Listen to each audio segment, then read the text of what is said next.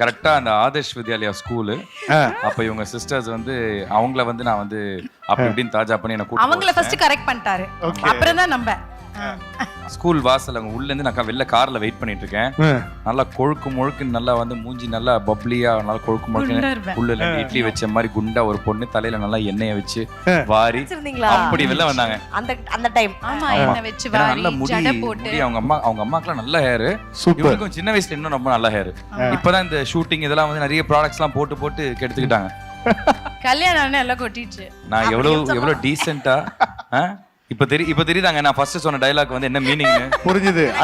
சரி என்னோட அழக வர்ணிங்க. 3 ஆங்கருக்கு நடுவுல நான் மாட்டிக்கிட்டு இருக்கேன்.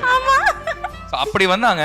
அப்படி அந்த பொண்ணை பார்த்து தான் நான் வந்து லவ் பண்ணேன். எப்படி தெரியல எண்ணெய் வச்சு ஜடை பின்னி சுடிதார் போட்டு துப்பட்டா போட்டு அப்படியே பழம் மாதிரியே இருப்பேன். நல்ல குண்டா. இப்பயும் அப்படிதான் இருக்கேன் கொஞ்சம் குண்டா. ஆனா அப்ப இன்னும் குண்டா இருப்பேன்.